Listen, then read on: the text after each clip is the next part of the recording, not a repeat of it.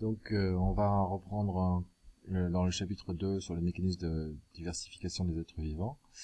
On va reprendre donc la dernière partie avec les transferts horizontaux des gènes pour compléter une capsule que vous avez déjà eue avec Maxence et Emeline.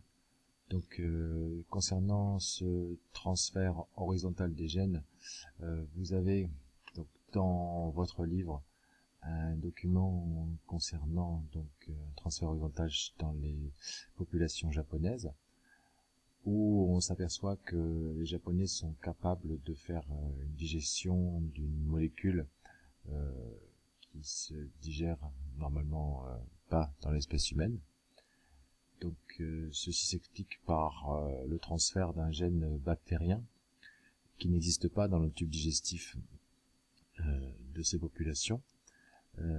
Donc le tube digestif des Japonais contient un autre type de bactéries, donc dans la flore intestinale que j'ai représenté en triangle ici, et on a une explication donc qui est un transfert donc de ce gène grâce à un virus qui aurait prélevé une partie donc du génome d'une bactérie capable de digérer cette molécule et qui aurait pu infecter donc au cours de l'évolution une bactérie donc de la flore intestinale de ces populations et qui aurait permis donc de digérer cette molécule. Donc deuxième exemple de transfert horizontal des gènes grâce à un vecteur virus. On a vu en TP l'exemple de Elysia chloritica, donc qui est un petit gastéropode qui au début de sa vie est plutôt de couleur marron et qui ensuite après quelques repas devient vert chlorophylle. On s'aperçoit que donc les cellules du tube digestif vont être remplies de chloroplastes avec donc évidemment le noyau qui est visible ici. Ces chloroplastes proviennent bien sûr de la nourriture qui est une petite algue. Donc les cellules vont libérer leurs chloroplastes et ensuite vont intégrer les cellules de l'hélicie. Ces chloroplastes vont se retrouver donc en endosymbiose à l'intérieur des cellules du petit gastéropode. Ce qu'on sait, c'est que les chloroplastes seuls ne sont pas capables de se développer, de faire une photosynthèse complète et durable. Ils ont besoin pour cela d'un gène. Ce gène qui se trouve normalement chez un organisme chlorophyllien se trouve être intégré dans le génome nucléaire de l'hélicie.